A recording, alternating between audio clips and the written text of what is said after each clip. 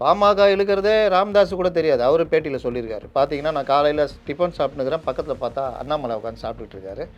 கேட்டால் பாஜகவோட கூட்டணி கையெழுத்து போடுன்னு என்னை வற்புறுத்தினாங்க. வேறு வழி இல்லைன்னு கையெழுத்து போட்டேன். 13 தொகுதியில் கோட்டை விட்டுருக்காங்க. இவங்க ஆரம்பத்துலேருந்தே கரெக்டாக என்டிஏ ஃபார்ம் ஆகி போயிருந்தா 15லேருந்து 18 தொகுதி ஈஸியாக அடிச்சிருக்கலாம். இதை மிஸ் பண்ணதுக்கு அண்ணாமலை காரணம்னு நல்லா தெரியுது. முதல் அடியே இதுவே அண்ணாமலை தான். அண்ணாமலையை நீக்கிட்டு நயினார் கொண்டு வராங்க. இதற்கு பிறகு பார்த்தீங்கன்னா நீங்கள் கரெக்டாக அதிமுகவோட வெற்றின்னு சொல்லலாமா? அதிமுகவோட வெற்றி தான். தாவேகா பிரிக்கிற வாக்குகள் உளவுத்துறை ரிப்போர்ட்டும் சரி, பெண் ரிப்போர்ட்டும் சரி, கிட்டத்தட்ட 120 தொகுதிகள் டிஎம்கேக்கு பிரச்சனைன்றது அவர்கள் ரிப்போர்ட்டில் வருது. இன்னொரு பக்கம் எடப்பாடி அண்ணாமலைக்கு எடுத்துட்டிங்கன்னா, இந்த கூட்டணி ஒருவேளை நாளைக்கு ஜெயிக்குதுன்னு வச்சுக்கோங்க, அது அண்ணாமலைக்கு சிக்கல். இது இல்லாமல் இவர்கள் பழைய கூட்டணி அவர் விஜயோட டைப் பண்ண விரும்புகிறாரா? கண்டிப்பாக அதற்கான முயற்சிகள் எடுக்கப்பட்டுக்கிட்டு இருக்குது. அதை நான் சொல்கிறேன், பின்னாடி சொல்கிறேன். ஒரு கட்சி ஒரு பத்திரிகையுடைய எடிட்டர் மூலியமாக அந்த வேலைகள் நடந்துகிட்டு இருக்குது. இன்னொன்று ரொம்ப சொல்கிறேன், இன்றைக்கி மீடியாக்கள் எப்படி இருக்காங்கன்னு. ஒரு கேள்வி அதுக்கு பதில், ஒரு கேள்வி அதுக்கு பதில். இந்த கேள்வியை நீ கேட்கணும், இந்த கேள்வியை நீ கேட்கணும், இந்த கேள்வி நீ கேட்கணும். இப்படி தான் சிஎம்கிட்ட கொண்டு போய் நிப்பாட்டுறாங்க. இதுக்கு கொஞ்சம் கூட யாருமே கைது பண்ணல. நான்லாம் இப்படி பார்த்ததே இல்லையே. ஆனால் இந்த பஞ்சாயத்துலாம் கொண்டு போய் நான் அவரை பார்த்தேன் இவரை பார்த்தேன்னா இங்கே ரிப்போர்ட்டருங்க கேட்கணும். அவங்க என்னங்க, அவங்க டெல்லி அகில இந்திய அண்ணா திமுகவுடைய அகில இந்திய பொதுச் செயலாளர் அமித்ஷான்னு கேட்கணும். அவர் தேர்தல் பிரச்சாரம் ஆமாம், மேலே சனிக்கிழமை அது வீக்கெண்டு பார்ட்டிங்க. லாஸ்ட்டில் வீக் எண்ட் ஆக போகுது, வீக் ஆகி எண்ட் ஆகிட போகுது பார்ட்டிக்கு. ஏம்மா என்னம்மா பண்ணுற? சார் சும்மா தாங்கிறேன், வாமா துண்டை எடுத்து போட்டுக்கோ, நீ வா எல்லாம். சார் ஸ்கூல் பையன் மாதிரி உட்காருங்க. சார் அங்கே போகிறார், சார் இங்கே போகிறார்.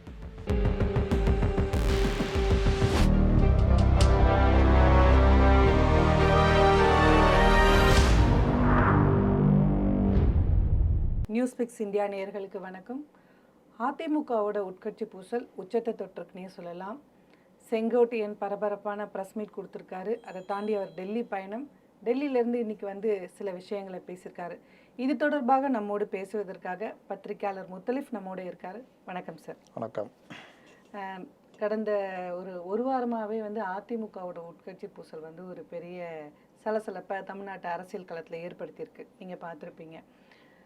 செங்கோட்டையன் சொல்வது போல் ஒரு வாரம் கெடு, இந்த கெடுவெல்லாம் தாண்டி நேற்று அவர் டெல்லி போயிட்டு வந்திருக்காரு.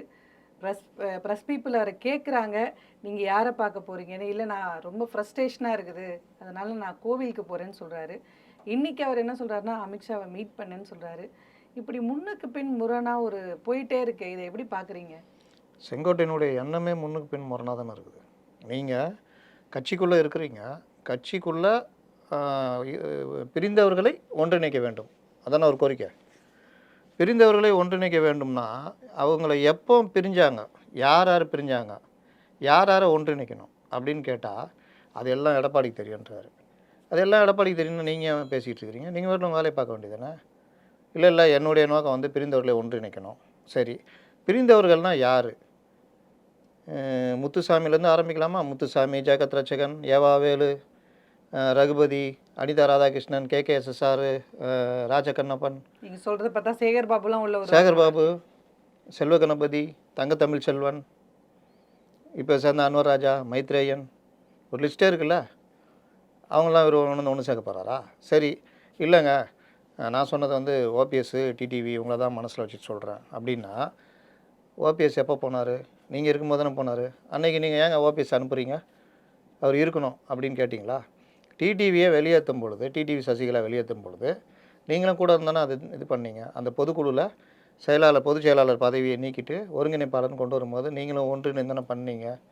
டிடிவியை நீக்க போது 4 வருஷம் அதுக்கு பிறகு அமைச்சராக நீங்களும் இருந்தீங்கள்ல. அப்போல்லாம் கேட்காதவர் இப்போ உட்காந்துட்டு திடீர்னு கேட்குறதுக்கு நான் திடீர்னு ஞானோதயம் வந்துடுச்சா? சரி, ஒருங்கிணைப்போம் ஒன்றிணைவோம் அப்படின்னு சொல்கிறாருன்னா, டிடிவியும் சசிகலாவுமே நீ ஒன்றிணைய மாட்டாங்க. அவங்களுக்குள்ளேயே நீ ஒற்றுமை இல்லை. ஓபிஎஸ் போயிட்டு நான் டிடிவி தலைவர் ஏற்றுக்குவாரா, இல்லை டிடிவி ஓபிஎஸ் தலைவர் ஏற்றுக்குவாரா? இவங்க யாருக்குள்ளேயுமே ஒற்றுமை இல்லை. ஆனால் இவங்களெல்லாம் இவர் ஒன்றிணைக்கணுன்றாரு. அப்போ இவர் கோரிக்கையை ஒன்றும் இல்லை, ஒரு வெண்டைக்காய் மாதிரி பேசிகிட்டு இருக்காரு, வளவலா கொல கொலான்னு என்ன சொல்ல வர்றாருன்னு தெரியல. இது ஒன்று. இதில் வந்து ஒரு கட்சியுடைய அமைப்பு விதின்னு பார்த்தீங்கன்னா, எந்த ஒரு விஷயத்தையும் கட்சிக்குள்ளே தான் பேசணும். இல்லை செயற்குழு கூட்டத்தில் பேசலாம், இல்லை எடப்பாடிகிட்ட தனியாக பேசலாம், இல்லை ஒரு 4, 5 முன்னாள் அமைச்சர்களை சேர்த்துக்கிட்டு போய் பேசலாம், எல்லாம் பண்ணலாம். இவர் அதெல்லாம் விட்டுட்டு வெளியில் வந்து பேட்டி கொடுக்குறாரு. இது கட்சி கட்டுப்பாட்டை மீறிய செயல். அதனால தான் அந்த நடவடிக்கை. ஆனால் நீங்கள் பாருங்கள், இந்த 2, 3 நாளாக டிவி டிபேட்டுகள் இது எல்லாம் ஏதோ என்னங்க பண்ணார் அவர், நல்லது தானுங்க சொன்னார், அவரை போய் நடவடிக்கை, எல்லாம் அவ்வளோ வருத்தப்படுறாங்க. மல்லை சத்யாவுக்கு வருத்தப்பட வேண்டியதானே, என்னங்க பண்ணார் அவர்? சார் அதை நம்ம அப்படி பார்க்க முடியுமான்னு எனக்கு தெரியல. அதிமுகன்றது ஒரு பிரதான எதிர்க்கட்சியா இருக்கு. இன்னும் 8 மாசத்துல தமிழ்நாட்டோட தேர்தல் அதுக்காக கட்சி சட்ட விதி அமைப்பு இந்த விதிகள்லாம் தேர்தல் விட்டுறலாமா? வரப்போது வெளியே அதிமுகவோட முன்னாள் நிர்வாகிகள் பல பேர் அவுட் ஆஃப் த பாக்ஸா வெளியே இருக்காங்க. திடீர்னு ஒருத்தர் வந்து ஒரு விஷயத்தை வெளியே எக்ஸ்போஸ் எப்படி பண்றாருன்னா பண்ணுவோம்? அதுக்கு பின்னாடி எதுவுமே அரசியல் இல்லையா, இல்லைன்னா இவருக்கு ஒருவேளை ஒரு பொறுப்போ அதிகாரமோ தேவைப்படுதா, இல்லை எடப்பாடியோட தலைமை பலம் அங்கே குறைஞ்சிருக்கா? ஒருத்தர் வெளியே வராருன்னா அவருக்கு ஏதோ ஒரு தைரியம் இருக்கிறதுனால தானே சார் வெளில வராரு. வெளியில் வர்றதுக்கு இவர் பதவியோ பொறுப்பாக கேட்குறீங்களா? இவர் தான் அமைப்பு செயலாளர் தானே, மாவட்ட செயலாளர், அமைப்பு செயலாளர். இவருக்கு என்ன கேட்கணுனாலும் எடப்பாடி டைரெக்டாக கேட்கலாம். அப்போ அதெல்லாம் மீறி வராருன்னா அதிமுக பெரிய கட்சி அப்படின்றதுக்காக அந்த கட்சிக்குள்ளே 1000 குழப்பம் வரலாமா? அப்போ இதுக்கு பின்னணி தான் என்ன, நீங்க என்ன நினைக்கிறீங்க? பின்னணி வந்து நீங்கள் பார்த்தீங்கன்னா ஒரு பெரிய அசைன்மெண்ட்டு. இது அண்ணாமலை ப்ளஸ் டிஎம்கேலேருந்து வரும். நீங்கள் அண்ணாமலை பாஜக தலைவராக வந்த பிறகு முதல்ல ஒரு வருஷம் அப்படியே ஓட்டுறாரு. அதற்கு பிறகு அவர் பார்த்தீங்கன்னா பொதுவாக கூட்டணி கட்சிகள்னு என்ன பண்ணுவாங்கன்னா, கூட்டணி கட்சி தர்மம்னு ஒன்று இருக்குது. இவர் வந்த கொஞ்ச நாள் என்ன பண்ணார், ஏடிஎம்கேவை சேர்ந்து அடிக்க ஆரம்பித்தார். ஒரு கட்டத்தில் ஜெயலலிதாவை பற்றி பேச ஆரம்பித்தார். என்னென்னா, என் மனைவி அவரை விட 1000 மடங்கு மேலுன்னு பேச ஆரம்பித்தார். அப்போவே இவருக்குள்ள பிரச்சனை வருது, மேலெல்லாம் பேசுகிறாங்க, என்னங்க இப்படி பேசுகிறாரு இவர் அப்படின்னா. அதற்கு பிறகும் பேசிகிட்டு இருக்கார், அண்ணாவை பற்றி பேசுகிறாரு, ஜெயலலிதா தண்டிக்கப்பட்ட குற்றவாளின்றாரு. அதுக்கு பிறகு வந்து டிஎம்கே ஃபைல்ஸ் மாதிரி ஏடிஎம்கே ஃபைல்ஸும் வெளியிடுவேன்னு தொடர்ச்சியாக, அதாவது கூட்டணியை உடைக்கிற எல்லா வேலையும் பண்ணிகிட்டு இருக்காரு. அப்போது இவர் எங்கே பிரச்சனை எதுன்னு பார்த்தீங்கன்னா, இவர் டிஎம்கே அசைன்மெண்ட்டில் இயங்குறது க்ளீனாக பாஜக டிஎம்கே வந்து வேற ஒன்று சொல்றாங்களே, பாஜக அசைன்மெண்ட்ல தான் இயங்குறதா சொல்றாங்க. பாஜக அசைன்மெண்ட்டில் யார் இயங்குறா? எடப்பாடியே பாஜகவோட அசைன்மெண்ட்ல தான் அந்த இயங்குறாரு. சப்ஜெக்ட் நான் அப்புறம் வரேன். இவர் டிஎம்கே அசைன்மெண்ட்டில் இயங்குறான்றது எல்லாருக்குமே தெரிய ஆரம்பிக்குது. ஏன்னா இவர் சொன்ன 2வது டிஎம்கே ஃபைல்ஸ் இருக்குல்ல, அதெல்லாம் அதுக்கப்புறம் வலியுறுத்தவே இல்லை. இன்னும் பல விஷயங்களில் இவர் அதுக்கப்புறம் பேசவே இல்லை. சும்மா இந்த களமாறுறது இருக்குல்ல, அந்த மாதிரி மட்டும் களமாறுறாரு. அதற்கு பிறகு என்ன பண்ணுறாருன்னா, இப்படி பேசுறதுனால கூட்டணி உடையுது. உடையும் பொழுது இவர் மேலெல்லாம் என்ன பண்ணுறாரு, நான் வந்து பாஜகவை நல்லா சிறப்பாக கொண்டு போகிறேன்னு. அந்த ஒர்க்கை நம்ம மறுக்க முடியாது. மற்ற பாஜக தலைவரோட அண்ணாமலை ஸ்பீடாக ஒர்க் பண்ணுறாரு. அப்போ பாஜகவை என்ன நம்புதுன்னா, 2024 பார்லிமெண்ட் எலெக்ஷனில் இவர் எதாவது பண்ணுவார், நமக்கு 400 சீட்டு இருக்குது, சும்மா அதை ட்ரை பண்ணி பார்க்கட்டுமே, தம்பி நல்லா தான் பண்ணுதுன்னு விடுறாங்க. இவர் அதுக்கு முன்னாடியே ஓபிஎஸ் கூட சேர்ந்துக்கிட்டு அதிமுக உள்கட்சி விவகாரத்திலே ஒரு ஆப்ரேட் பண்ணுறாரு. அதையும் தாண்டி டிடிவி தலைமையில் கட்சி வரும்னு சொல்கிறாரு. இந்த மாதிரிலாம் ஒரு ஒர்க் போய்கிட்டே இருக்குது. இதில் மொத்தமாக கட்சி உடஞ்சி 2ஆக போகுது. பார்லிமெண்ட் எலெக்ஷன் வருது. வரும்பொழுது நான் சொன்னேன்ல, இவர் டிஎம்கே அசைன்மெண்ட் தான். டிஎம்கே ரொம்ப ஸ்ட்ராங்காக என்ன பண்ணுறாங்க, ஏடிஎம்கே ஒன்றுமே இல்லைன்னு காமிக்கணும்னு சொல்லிட்டு ஒரு பெரிய பிரச்சாரத்தை மெயின் ஸ்ட்ரீம் மீடியாக்கள் மூலியமாக பண்ணுறாங்க. அது முக்கியமானது என்னென்னா, பாஜக பெரிய சக்தி, பாஜக பெரிய அளவில் வாக்கு வாங்கும், பாஜக செகண்ட் பிளேஸ் வரும், 6 எம்பி சீட் ஜெயிப்பாங்க அப்படி சொன்னாங்க. பேசுறதுக்கு டிஎம்கேக்கு என்ன சார், அதுல என்ன பயன் இருக்கு? சொல்கிறேன் நீங்க ஒன்று சொல்றீங்க. நான் சொல்கிறேன், இல்லைன்னா சொல்லுங்கள். நீங்கள் இந்த மாதிரி மெயின் ஸ்ட்ரீம் மீடியாலாம் 6 எம்பி வரைக்கும் ஜெயிக்குன்னு சொன்னாங்க, ஞாபகம் இருக்கா? அதுக்கப்புறம் கொஞ்ச நாள்லேயே 39 எம்பி தான் ஜெயிப்பாங்க, அதெல்லாம் இல்லைன்னு சொல்லிட்டாங்க. ஓகேவா? 6 எம்பி ஜெயிக்கும் பெரிய அளவுக்கு ஒரு பூஸ்ட் பண்ணோன்னா, Annamalai plus parliament election Modi, இந்த சைடு ராகுல் காந்தி, இது அதிமுக ஒன்றுமே இல்லைன்னு ஒரு பிரச்சாரம் கொண்டு போகப்படுது. இதனுடைய விளைவு பார்த்திங்கன்னா, இன்னொன்று ஏடிஎம்கே பலகீனப்படுத்தணுன்னு பாமகவை இழுக்கிறாங்க. பாமக இழுக்கிறதே ராமதாஸு கூட தெரியாது, அவர் பேட்டியில் சொல்லியிருக்காரு. பார்த்தீங்கன்னா, நான் காலையில் டிஃபன் சாப்பிட்டுக்கிறேன், பக்கத்தில் பார்த்தா அண்ணாமலை உட்காந்து சாப்பிட்டுட்டு இருக்காரு. கேட்டால் பாஜகவோட கூட்டணி கையெழுத்து போடுன்னு என்னை வற்புறுத்தினாங்க, வேறு வழி இல்லைன்னு கையெழுத்து போட்டேன்னு. அந்த அளவுக்கு ஒர்க்கு போச்சு. அது இன்னும் உள்ளக பேசணும், எவ்வளோ விஷயங்கள் பேசணும். அப்போ பாமக பிஜேபி இந்த கூட்டணி ஸ்ட்ராங்காக கொண்டு வந்து ப்ளஸ் பிரச்சாரம் எல்லாம் வருது. அதோடைய விளைவு பார்த்திங்கன்னா 18%, அவர்கள் 21%. இவர்களும் ஜாலியாக நல்லா இதுன்னு. ஆனால் ஆப்கி பார் 400 பார் கிடைக்கல, ஆப்கி பார் 240 பார் தான் கிடைக்குது. வேறு வழி இல்லாமல் சந்திரபாபு நாயுடையும் நிதிஷையும் தொங்க வேண்டிய நிலைமை. அப்போ தான் இவர்கள் பல ரிப்போர்ட்டு மற்ற விஷயங்கள்லாம் பார்க்கும்பொழுது தமிழ்நாட்டில் திட்டமிட்டு நம்ம கவுக்கப்பட்டிருக்கோம்னு தெரியுது. ஏன்னா நீங்கள் எடுத்து பார்த்தா 13 தொகுதிகள் இவங்க தோற்றுருக்காங்க, அதாவது ஜெயிச்சிருக்காங்க. 13 தொகுதியில் கோட்டை விட்டுருக்காங்க. இவங்க ஆரம்பத்துலேருந்தே கரெக்டாக என்டிஏ ஃபார்ம் ஆகி போயிருந்தா 15லேருந்து 18 தொகுதி ஈஸியாக அடிச்சிருக்கலாம். இதை மிஸ் பண்ணதுக்கு அண்ணாமலை காரணம்னு நல்லா தெரியுது. அந்த நேரத்தில் தான் இவர் ஒரு உறுதியாக போய் நின்றுட்டுருக்காரு, பிஜேபி கூட கூட்டணி இல்லைன்னு. இந்த டைமில் தான் தாவேக ஆரம்பிக்கிறாங்க. தாவேக ஆரம்பித்த உடனே தாவேக கூட கூட்டணி சேரலான்னு எடப்பாடி ட்ரை பண்ணிகிட்டே இருக்கார்.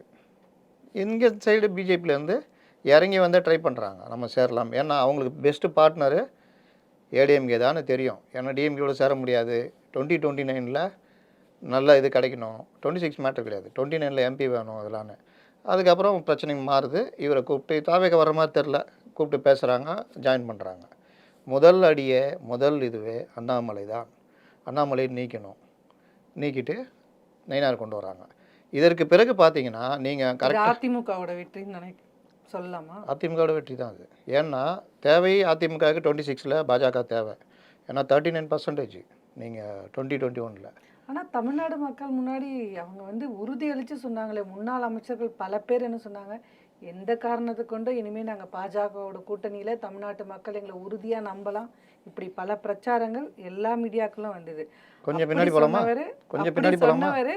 ஏன் இப்போ வந்து இவ்வளோ வலுவாக வந்து ஒருவேளை ஒரு பயம் இருக்குல்ல அதிமுக? நான் கேட்குறேன், கொஞ்சம் பின்னாடி போகலாமா? போகலாம். திமுக எப்படி உருவாச்சு? எப்படி உருவாச்சு? எங்க அவங்க போராட்டம் ஏங்க பண்ணி நான் கேட்க பதில் சொல்லுங்க. எப்படி உருவாச்சுங்க? போராட்டம் பண்ணி ஒரு பெரிய கட்சியை எப்படி கட்டி திமுக மக்களுக்காக உருவாச்சுன்னு செஞ்சுதானே கேட்குறேன். உருவாக்குனாங்க. திமுக உருவான நோக்கம் என்ன? திமுக உருவாக்குனது சமூக நீதின்னு சொல்லி தான் அவங்க உருவாகி வந்தாங்க. எதுக்காக கட்சி ஆரம்பித்தாங்க?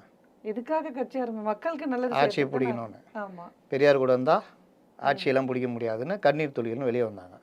நான் சொல்ல வந்தது, அதிமுக அவர்கள் எதிர்க்கட்சிக்கான பணியை செய்யவில்லைன்ற ஒரு கருத்து ஓடிக்கிட்டே இருந்தது. ம். எடப்பாடி பழனிசாமி சேலத்தை விட்டு வரமாட்டேங்கிறார்ன்ற கருத்து ஓடிக்கிட்டே இருந்தது. ஓகே. அந்த மாதிரி நேரத்தை தாண்டி இப்பொழுது என்டிஏ ஃபார்ம் ஆன பிறகு எழுச்சி பயணம் இந்த மாதிரி விஷயங்கள் பார்க்கும் பொழுது ஒன் ஸ்டெப் ஃபார்வர்டு போயிருக்காங்க. எடப்பாடியுடைய பிரச்சார பயணம் திமுகவையே கலங்க வைக்கிறது. அவர் பேசுகிற பல விஷயங்களுக்கு இவரால் பதில் சொல்ல முடியல. மாறாக ஊர்ந்த பாடி தவழ்ந்த பாடின்னு முதல்வரே பேசக்கூடிய இது இருக்குது. அதுக்கு அவர் வந்து ஊர்ந்தேன் தவழ்ந்தேன் வந்து சேர்ந்துட்டேன்ல, நான் என் ஆட்சியில் என்ன பிரச்சனைக்கு பதில் சொல்லுங்கன்னு கேட்குற அளவுக்கு போய்கிட்டு இருக்குது. அப்போது இவர்கள் ஒரு ஸ்டெப் போகும்பொழுது இந்த நேரத்தில் தாவேகா வந்து தனியாக நிற்கிறாங்க. தாவேகா பிரிக்கிற வாக்குகள் உளவுத்துறை ரிப்போர்ட்டும் சரி, பெண் ரிப்போர்ட்டும் சரி, கிட்டத்தட்ட 120 தொகுதிகள் டிஎம்கேக்கு பிரச்சனைன்றது அவர்கள் ரிப்போர்ட்டில் வருது. அப்போ அவங்களுக்கு என்ன பிரச்சனைனா இதை ஏதாவது பண்ணி ஆகணும். அதற்கு அஜெண்டா நீங்கள் எதிரில் ஏடிஎம்கே வீக் பண்ணுற இந்த இதை வீக் பண்ணுற எந்த இதுனாலும் பண்ணுங்கன்றாங்க. அதுக்கு அவங்களுக்கு உரிமை இருக்குது, அவங்களுடைய ஸ்ட்ராட்டஜி. அதில் தான் நீங்கள் அன்வர் ராஜா மற்றவங்களாம் இருக்கிறது. வாய்ப்பு கிடைச்சா எடப்பாடி பழனிசாமி வந்தால் கூட சேர்த்துக்கலான்ற லெவலுக்கு அவங்க ஒர்க் பண்ணிகிட்டு இருக்கிறாங்க. இந்த கேப்பில் தான் ஒரு நம்ம செங்கோட்டையன் வெளியே வரப்படுறார். இன்னொரு பக்கம் அண்ணாமலைக்கு எடுத்துட்டிங்கன்னா இந்த கூட்டணி ஒருவேளை நாளைக்கு ஜெயிக்குதுன்னு வச்சுக்கோங்க, அது அண்ணாமலைக்கு சிக்கல். ஏன்னா நீங்கள் வந்து என்னென்னமோ பண்ண ஒன்றும் இல்லை, ஆனால் இந்த கூட்டணி ஜெயிச்சிடுச்சு. இந்த ஜெயிச்சது மட்டும் இல்லை, ஒரு 30 சீட்டு கேட்டு நிற்கிறாங்க. ஒரு 10 சீட்டு ஜெயிக்கட்டுமே, 4லேருந்து 10ன்றது ஒன் ஸ்டெப் ஃபார்வேர்டு. அது நயினாருக்கு பெருமை. அந்த சைடு டிடிவிக்கு என்ன பிரச்சனை? நம்ம கம்பெனியில் சாதாரணமாக இருந்த ஒரு நயினார் இன்றைக்கி இன்னொரு கம்பெனியில் சிஇஓவாக இருக்கார். நம்ம அவர்கிட்ட நான் இவங்க இதில் கம்பெனியில் இருக்கனான்னு கேட்குற நிலமை இருக்குன்ற அந்த கோபம். இது இல்லாமல் இவர்கள் பழைய கூட்டாளி. கோவம் தான் அவர் வந்து விஜயோட டைப் பண்ண விரும்புகிறாரா? கண்டிப்பாக அதற்கான முயற்சிகள் எடுக்கப்பட்டுக்கிட்டு இருக்குது. அதை நான் சொல்கிறேன், பின்னாடி சொல்கிறேன். ஒரு பத்திரிகையுடைய எடிட்டர் மூலியமாக அந்த வேலைகள் நடந்துகிட்டு இருக்குது. இப்போ டிடிவிக்கு இன்னொரு பிரச்சனை இருக்குது. எடப்பாடி மேலே ஏற்கனவே கோபம் இருக்குது, ப்ளஸ் நயினார் மேலே உள்ள ஒரு கோபம். இவர்கள் பழைய கூட்டாளிகள். யார்? ஓபிஎஸ், டிடிவி, அண்ணாமலை பழைய கூட்டாளிகள். இது எல்லாம் சேர்ந்து இந்த மாதிரிலாம் ஒரு பிரச்சனை பண்ணும் பொழுது நயினார் தலைமை வந்து ஒன்றும் இல்லை போல். அண்ணாமலை இருக்கும்போது ஏற்கனவே அண்ணாமலையை நகர்த்தினோடனே அவருடைய வார் ரூம் இருக்குல்ல, நீங்கள் மற்ற ஊர்லலாம் பார்த்தீங்கன்னா பிஜேபிக்கு வராகின்னு ஒரு இது இருக்குது. இங்கே மட்டும் அண்ணாமலை தனக்குன்னு ஒரு வார் ரூம் வச்சுக்கிட்டு பிரச்சாரம் பண்ணுறது இந்த வேலைலாம். சரி, இது சேர்ந்தா பிறகு சும்மா சொன்னார், எனக்கு ஒன்றும் இல்லை, உரிச்சு பார்த்தா வெங்காயத்தில் ஒன்றும் இல்லை அப்படின்னு உருட்டினார். ஆனால் அவருடைய வேலையெல்லாம் இந்த உள்கலாட்டா வேலை, அவர் ஆதரவாளர் மூலம் பண்ணுற எல்லா வேலையும் பண்ணிக்கிட்டு இருக்கிறாரு. இதெல்லாம் கொண்டு போய் ரிப்போர்ட்டாகவும் போய்கிட்டு இருக்குது. பாஜகவை பொறுத்த வரைக்கும் எப்படி பார்ப்பாங்கன்னா, அண்ணாமலையும் தேவை, இந்த மாதிரி உருட்டுற ஆள் நமக்கு தேவை, இன்னைக்கு ஓரங்கட்டி வைப்போம், நாளைக்கு தேவைப்படுவார் அப்படின்னு தான் பண்ணுறாங்க. அப்போ இந்த நயினார் தலைமையில் ஒன்றுமே இல்லை, பிரச்சனைன்னு. இது இல்லாமல் இந்த சைடு பார்த்தீங்கன்னா டிஎம்கே சார்பு ஊடகங்கள் நீங்கள் பார்த்தீங்கன்னா ஏதோ பெரிய நியாயம் கேட்டது மாதிரி, பெரிய பிரச்சனை மாதிரி. அதனால தான் நான் சொன்னேன், மல்லை சத்யாவை வந்து அநியாயமாக வெளியேற்றுறாங்க. No debate. ஜிஎஸ்டி குறைச்சிருக்காங்க. அதிமுகவில் பெரிய கட்சி இல்லைன்னு கூட சார். அதிமுகன்றது ஒரு பிரதான எதிர்க்கட்சி சார். திமுக சரி, ஒரு 10 நிமிஷம் டிபேட் வச்சிங்களாங்க, சின்ன கட்சிக்கு ஏற்ற மாதிரி ஒரு 5 நிமிஷம். இல்லை சார், நான் சொல்ற விஷயம் உங்களுக்கு புரியுது இல்லை. இது பிரதான கட்சி, அதனால பேசியிருப்பாங்க. பேசுங்கன்றேன். நான் என்ன சொல்கிறேன், பேசுங்க. ஆனால் இந்த டிபேட்டில் பேசுகிற மூத்த பத்திரிகையாளர்கள் மற்றவர்களுக்கு நான் என்ன சொல்ல வரேன்னா, எப்போவுமே ஒன்று பொலிட்டிக்கலாக அவங்களுக்கு தெரிஞ்சிருக்கணும். ஒவ்வொரு கட்சியிலையும் ஒரு அமைப்பு விதிகள், கட்சி கட்டுப்பாடு இதை பற்றி தெரியணும். அதை நீங்கள் பதிவு பண்ணணும். இப்போ ஏர்போர்ட் மூர்த்தியை தாக்குனாங்கன்னு என்கிட்ட வந்து கேட்குறாங்க. நான் சொன்னேன், தாக்குனது தவறு. கருத்தால் எதிர்கொள்ளணும்னா கருத்தை கரத்தால் எதிர்கொள்கிற வேலையை பண்ணுறாங்க, இது தவறு. அதே நேரத்தில் ஏர்போர்ட் மூர்த்தி நல்லா பேசக்கூடியவர், அவர் தனிப்பட்ட தாக்குதல் துவேஷம் பண்ணுறதுல எனக்கு உடன்பாடு இல்லைன்னு நான் பதிவு பண்ணுறேன். எப்போவுமே இந்த பார்வை இருக்கணும் எல்லாருக்குமே. நீங்கள் இவர் சொன்னார், ப்ரொஃபஸர் சீனிவாசன் சொன்னார், செங்கோட்டையன் சொன்னதுக்கு கரெக்டு, வரவேற்கிறேன், சொன்ன இடம் தப்பு அப்படின்னாரு. அதுதான் முக்கியம்.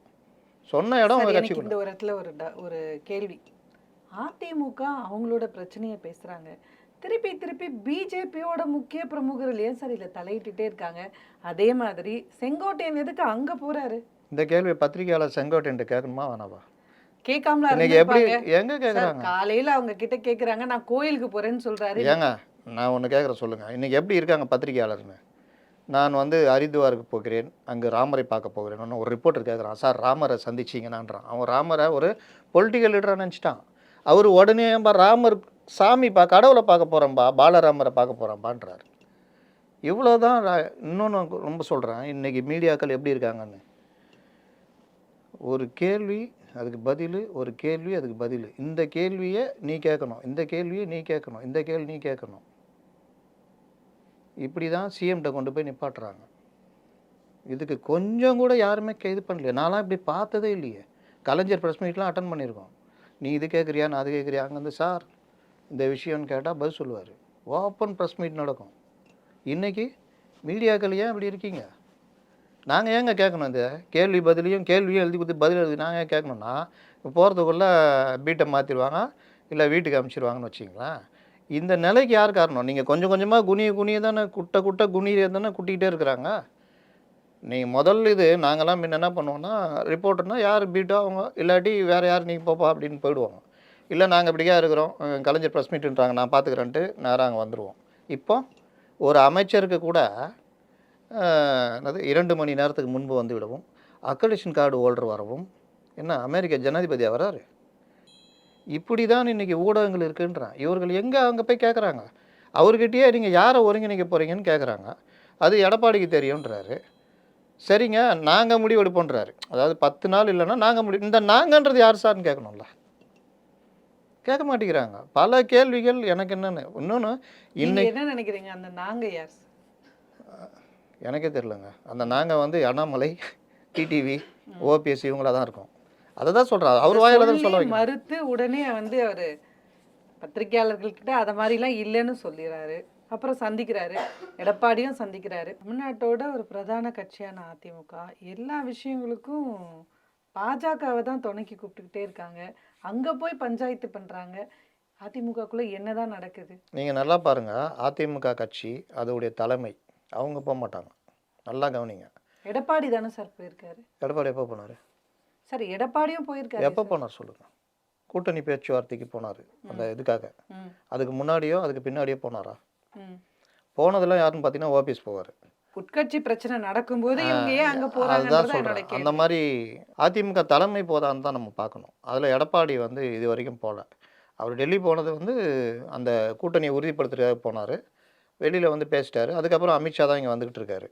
அப்படியே அவங்க போனாலும் அந்த கூட்டணி சார்ந்த விஷயங்களாக தான் இருக்கும். ஆனால் இந்த பஞ்சாயத்துலாம் கொண்டு போய் நான் அவரை பார்த்தேன் இவரை பார்த்தேன்னா இங்கே ரிப்போர்ட்டருங்க கேட்கணும். அவங்க என்னங்க, அவங்க டெல்லி அகில இந்திய அண்ணா திமுகவுடைய அகில இந்திய பொதுச் செயலாளர் அமித்ஷான்னு கேட்கணும். கேட்க மாட்டேங்கிறாங்களே. நயினார் நாகேந்திரன் சொல்கிறாரு, செங்கோட்டையன் பேசுனது சரி, ஆனால் அதை பொதுச் செயலாளர் தான் முடிவு எடுக்கணுன்றாரு. ஒரு மெயின் ஸ்ட்ரீம் மீடியா பார்க்குறேன், செங்கோட்டையன் பேசியது சரி நயினார் நாகேந்திரன்னு ட்விட்டரில் போடுறாங்க.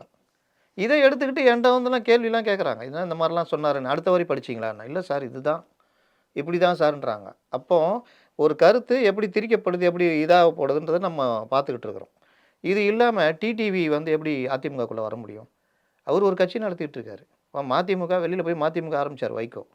அவர் இன்னும் திமுகவில் எப்படி சேர முடியும்? கட்சியை கலைச்சிட்டு தான் சேர முடியும்.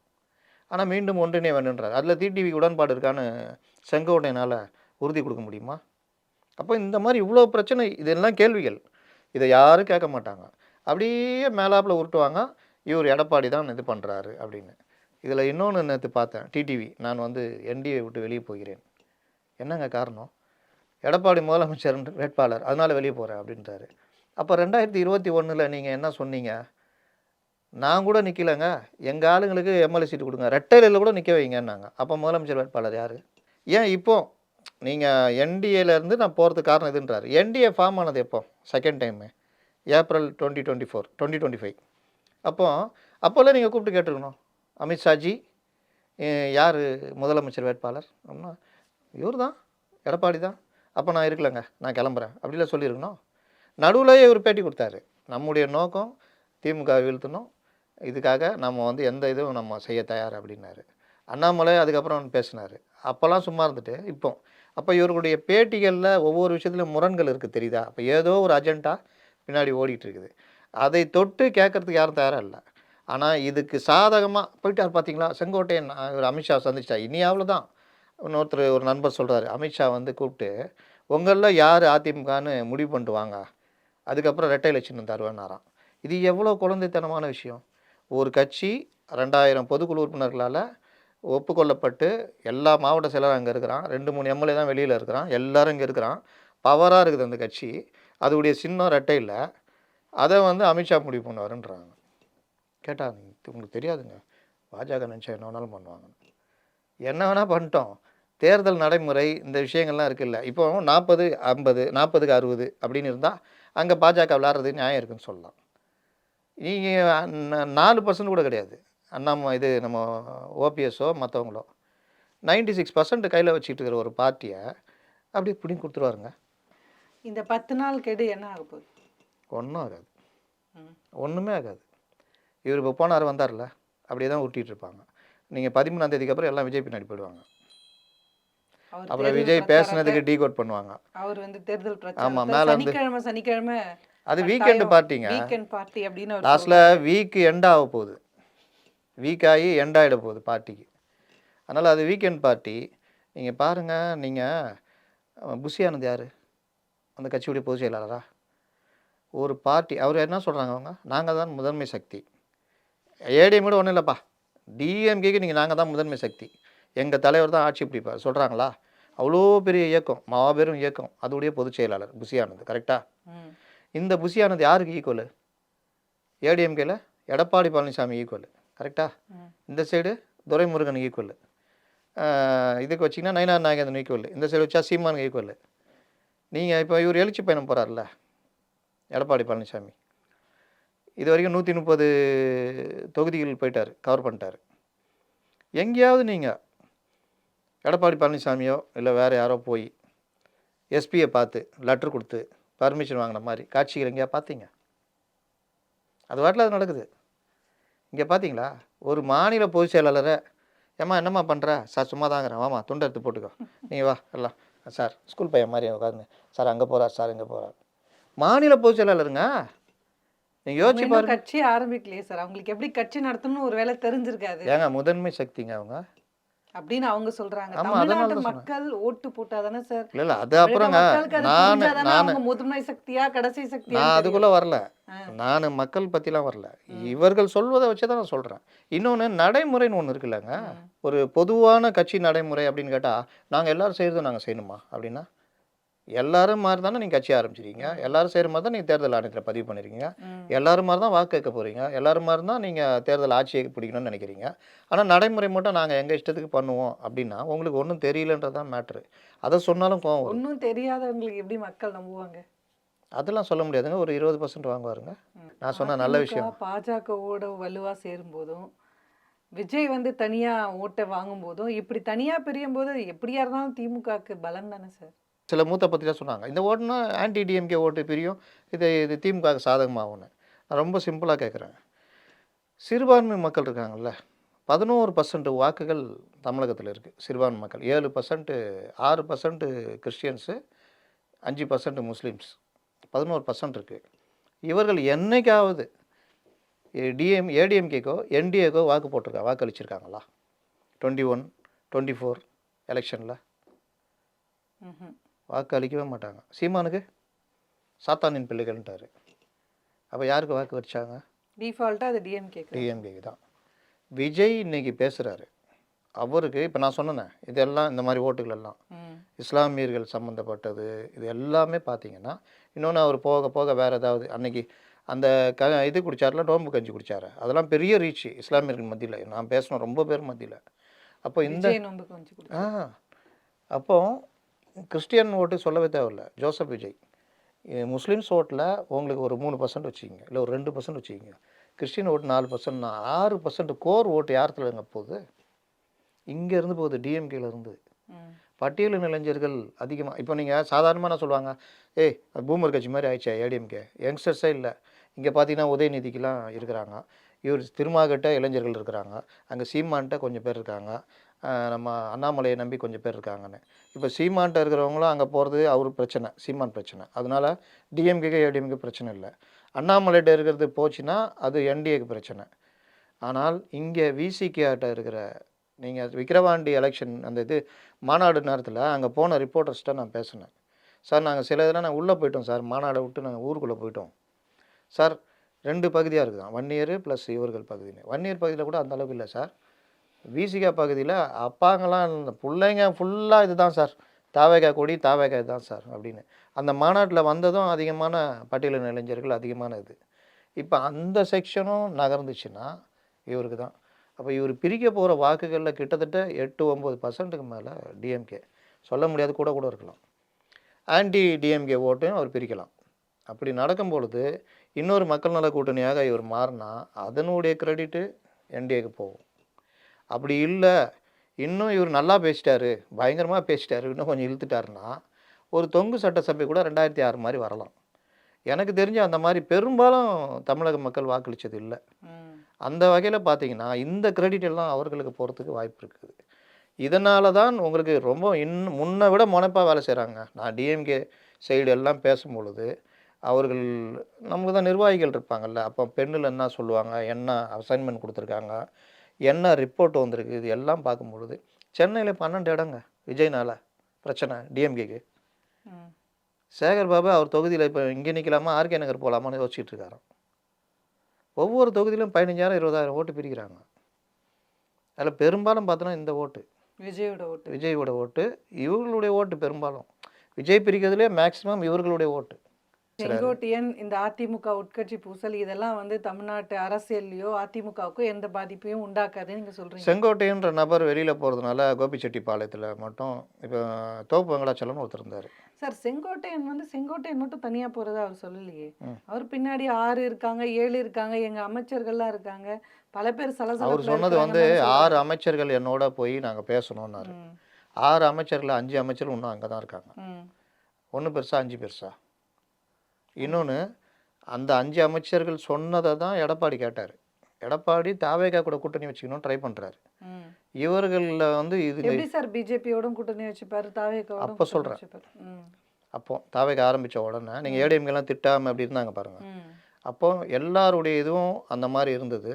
நாங்களாம் கூட தாவேகாக்கெல்லாம் பேசியிருந்தோம், இந்த மாதிரிலாம் பண்ணு, இப்படி சேருங்க, ஒரு 60 சீட்டு கேட்டு ஒரு 50 ஜெயிச்சா கூட துணை முதல்வர் எடுத்தோடனே 50 சீட்டுன்றது பெரிய விஷயம், உங்களுக்கு ஒரு ப்ராக்டிஸும் இல்லை, அவங்கள்ட்ட போனீங்கன்னா அவங்களே எல்லாத்தையும் பார்த்துக்குவாங்க அப்படின்னா, இவர் பாரு எங்களுக்கு புத்திமதி சொல்கிறார் அப்படிலாம் உருட்டியிருந்தானுங்க. இவர் பிரசாந்த் கிஷோர் வந்து தான் கெடுத்து விட்டு போனது. டிசம்பர் வரைக்கும் இழுங்க, நல்லா சீட்டு கேட்டு வாங்கலாம். இவங்க போய் பேசியிருக்காங்க. ஜான் ஆரோக்கியசாமி எஸ்பி வேலுமணியோட உட்காந்து பேசியிருக்காரு. எவ்வளோ கேட்டாங்க தெரியுமா? 117 சீட்டு. 2.5 வருஷம் ஆட்சி. அதையும் முதல்ல நாங்கள் தான் அப்படின்னு. தம்பிங்களா நல்லா இருக்குது தம்பிங்களா, போயிட்டு வாங்க பேசுவோன்னாங்க. முடிஞ்சிச்சு. அப்புறம் இழுங்கன்னு இழுத்தாங்க. இவங்க பிடிச்சி இழுத்த கயிறு அறுந்து போய் அவர் அமித்ஷா மடியில் விழுந்துட்டார். அமித்ஷா கப்புன்னு பிடிச்சிக்கினாரு. ஏன்னா அமித்ஷாக்கு என்ன பிரச்சனை? ஆப்கி பார் 400 பார் கிடைக்காம போச்சு, இங்கே விட்டுட்டோம். அதனால் அவருக்கு 29 தேவை, இவருக்கு 26 தேவை. இந்த 2 தேவைகளும் இணைஞ்சிடுது. இதனால இது என்ன ஆயிடுச்சுன்னா, இவங்க வந்து கோட்டை விட்டாங்க. அதற்கு பிறகு எவ்வளோ ட்ரை பண்ணி பார்த்தாங்க. சரி வருவாங்க அதுன்னு, ஒன்றும் நடக்கலை.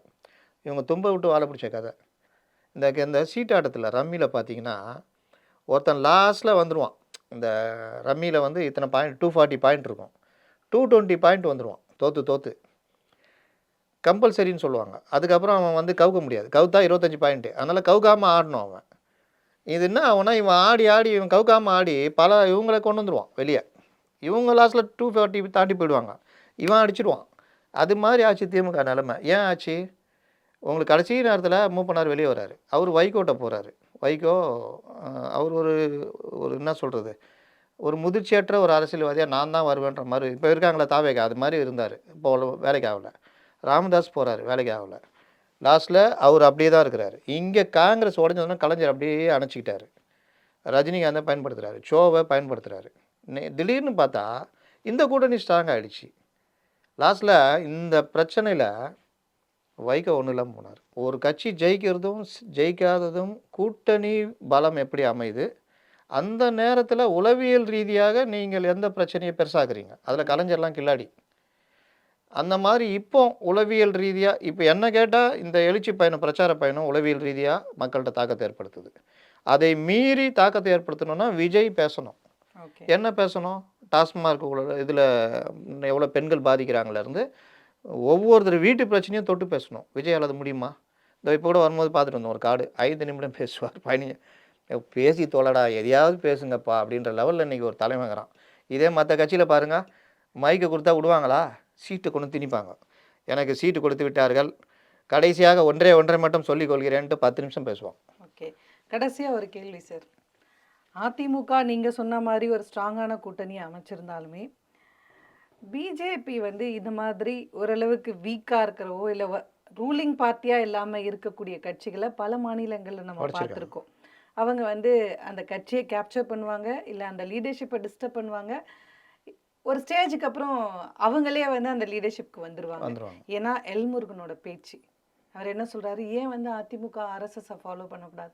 அதிமுக எப்படி பிரிஞ்சுது, திமுக கிட்டேருந்து பிரிஞ்சுது, அவங்களுக்கு இந்த பெரியார் கொள்கை அது இதுன்னு பல சமூக நீதி விஷயங்கள்லாம் அவங்க உள்ளே வச்சு தான் பேசுகிறாங்க. மக்கள்கிட்ட ஜெயிச்சிருக்காங்க. இப்போ வந்து அவர் என்ன சொல்கிறாருன்னா, ஆர்எஸ்எஸை ஃபாலோ பண்ணுறதுல என்ன தப்பு அப்படின்னு ஒரு வார்த்தையை விட்டார்.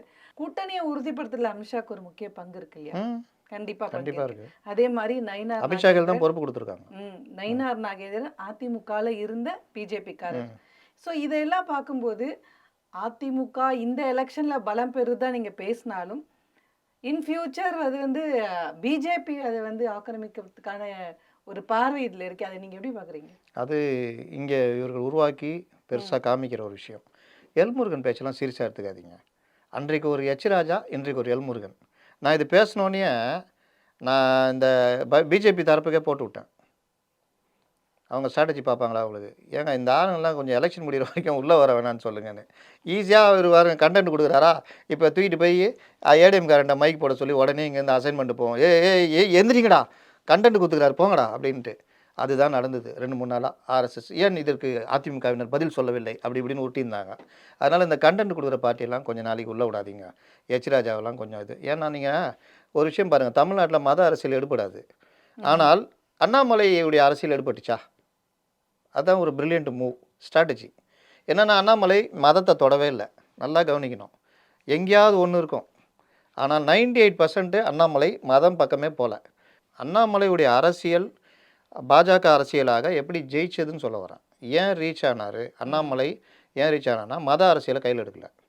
எச் ராஜா, தமிழிசை இதெல்லாம் ஏன் ஃபெயிலியர் மாடல்னா உடனே மத அரசியல். அங்கே கோமியம் குடித்தது இது நீங்கள் நம்ம இங்கே கிண்டல் அடிச்சிருந்தா கோமியம் குடித்தா என்ன தப்புன்னு கேட்பாங்க அவங்க. உடனே கிண்டலுக்குரியவர்களாக மாற்றப்படுவார்கள். அண்ணாமலைட்ட அது வராது. அண்ணாமலை பாயிண்ட்டாக ஸ்டாட்டிஸ்டிக்ஸ் வச்சு அடிப்பாப்புல. முதல்ல நம்ம வந்து என்னென்ன பிரச்சனை யாராட்ட இருக்குன்றத எப்பவுமே செக்ரிகேட் பண்ணிடணும். அண்ணாமலை அதை எடுத்ததுனால தான் இன்றைக்கி அண்ணாமலை அவ்வளோ ரீச்சு. ஆனால் அண்ணாமலை எங்கே ஃபெயிலியரு? நீங்கள் சொன்னதெல்லாம் நடந்திருக்கு. நானே பர்சனலாகவே அண்ணாமலை போட்டிருக்கேன். சார் நீங்கள் பேசுகிறீங்க, எந்த நோக்கத்தை பேசுகிறீங்களோ உங்களை ப்ரொவோக் பண்ணுறாங்களா, அதில் போய் மாட்டிக்கிறீங்க. நீங்கள் எந்த நோக்கம் பேசுகிறீங்களோ அது இல்லாமல் போயிடுது. அந்த தான் எடுத்து ஹைலைட் பண்ணுறாங்க. அது ஒரு வகையான இது ஸ்ட்ராட்டஜி. நீங்கள் அதை போய் மாட்டிக்காதீங்கன்னு எஸ் பிரதர்னு இருந்தார். ஆனால் அதுக்கப்புறம் அவர் ஃபாலோ பண்ணல. லண்டன் போயிட்டு வந்தார்ல, அங்கே என்ன ட்ரைனிங் கொடுத்தாங்களோ தெரியாது. அதுக்கப்புறம் நீங்கள் அண்ணாமலை பாருங்கள் இல்லை. ஏன்னா சில மனிதர்கள் ஒவ்வொரு டைமில் பக்குவப்பட்டு வருவார்கள். ஆரம்பத்தில் அண்ணாமலை பேசின ஸ்டாட்டிஸ்டிக்ஸ்லாம் பாருங்கள், காமெடியாக இருக்கும். போக போக நீங்கள் அண்ணாமலை பேசுகிற அளவுக்கு யாரும் பேசலன்ற அளவுக்கு மாறிச்சா?